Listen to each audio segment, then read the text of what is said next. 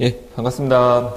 놀부 MBG 온라인 창업 강좌의 부동산 실전 교육을 강의를 해드릴 창업전략연구소의 최바우라고 합니다.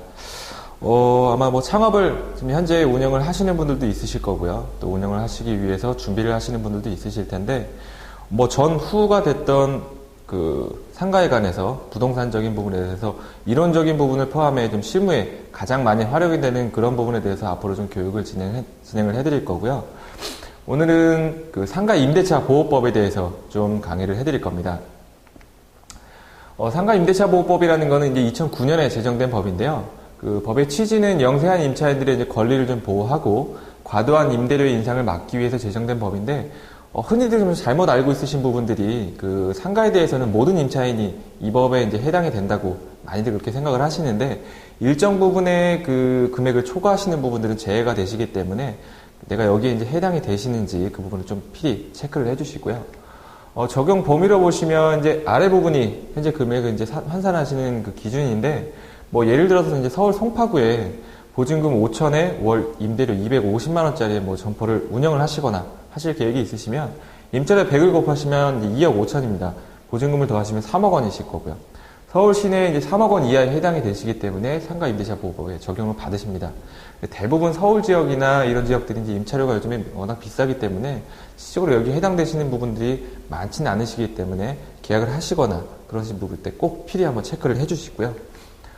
거기에 이제 해당이 되시는 분들은 몇 가지 이제 효력이 좀 발생이 되십니다. 이제 우선 변제력이라고 해서 일반 주택 임차하실 때랑 비슷하게 건물에 이제 인도를 받으시고요. 사업자 등록을 신청을 하시고 관할 세무서에 가셔서 확정 일자를 받게 되시면 어떤 경매나 공매가 이루어지실 때 후순위 권리자보다 우선해서 보증금을 받으실 수 있는 권리가 발생이 되시고요.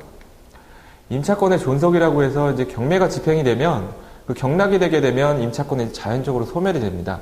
근데 아까 보셨던 대항력을 요건을 갖추시게 된다고 하면 변제받지 않은 그런 금액이 남아 있으시면 임차권은 소멸이 되지 않고 계속 유지가 가능하시고요. 최우선 변제권이라고 해서 보증금 중에서 일정액에 대해서는 선순위의 어떤 권리자가 있더라도 최우선에서 변제를 받으실 수 있는 그런 또 이제 법이 있는데, 그 금액은 건물가액에서 3분의 1 범위 내에서만 가능하신 부분이시고요. 금액을 보시면 서울 지역은 환산보증금 5천만 원 내에서 우선 변제 받을 수 있는 게 1,500만 원이고요. 감액 억제 권역은 1,350만 원. 기타 타 지역은 900, 750만 원 이렇게 나눠져 있기 때문에 이 부분을 한번 체크를 해보시면 되는데, 생각하셨던 것보다 금액들이 많지는 않으실 겁니다. 기본적으로 요즘들 서울 지역들은 최소 보증금이 다 억대 이상들이기 때문에 보장을 받으실 수 있는 금액이 많지 않다는 부분들을 꼭 한번 좀 유념을 해두시고요. 대상을 받으시는 대상으로는 개인이시든 범인이시든 상관이 없으시고요. 대항력으로는 건물 인도랑 사업자 등록만 갖추시면 되는데, 보증금을 반환을 받기 위해서는 관할 세무서에 가셔서 확정일자를 필히 받아두셔야 되고요. 거기에 이제 해당이 되시는 분들은 이제 임대료 인상이 또 이제 중요한 부분이실 텐데, 또 잘못 알고 있으신 부분들 중에 하나가 이제 보증금이랑 임차료 하나씩만 9%씩 인상이 가능하다고들 알고 있으신데, 동시에 두 개 다 9%까지 인상이 가능하시고요. 기간이 만료가 되셔서 계약이 갱신이 되시거나 해지가 되실 때 임대인은 최대 6개월에서 1개월 전까지 계약 갱신 거절에 대해서 통지를 해줘야 되고요. 임차인은 한 달 전까지만 통지를 하면 됩니다. 근데 이제 임차인은 6개월에서 한 달 전에 계약 갱신에 대해서 청구를 할 수 있는 부분들이 있는데, 최대 5년까지 그 부분이 가능하시고요. 서로 어떤 갱신이나 해지에 대해서 통보가 없이 그냥 묵시적 갱신이 되신 경우에는 임대차 기간은 전 계약 기간이 2년이었든 1년이었든 1년으로 추가 단위로 이제 진행이 되시는 거고, 임차인은 그 기간이 묵시적 갱신이 되셨다고 하더라도 3개월, 통지를 하신 다음에 3개월이 지나시게 되면 자연적으로 또 효력이 발생이 되십니다. 대신 단 임대인은 해지에 대한 권리가 없으신 부분이시고요. 계약기간은 아까 말씀드린 것처럼 최대 5년까지 1년씩 연장이 가능하신데, 반대로 임대인은 특별한 사유가 없으면 이 계약갱신이 들어오는 부분에 대해서 거절을 하실 수가 없으십니다.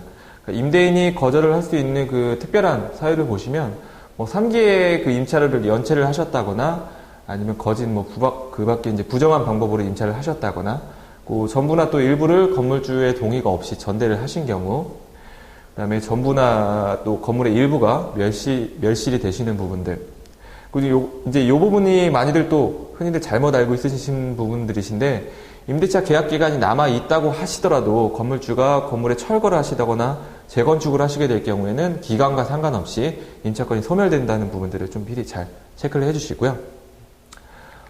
뭐 여러 가지 법률이 있었지만 실무에서 가장 많이 쓰이는 그런 법률 위주로 간략하게 제가 좀 진행을 해드렸고요.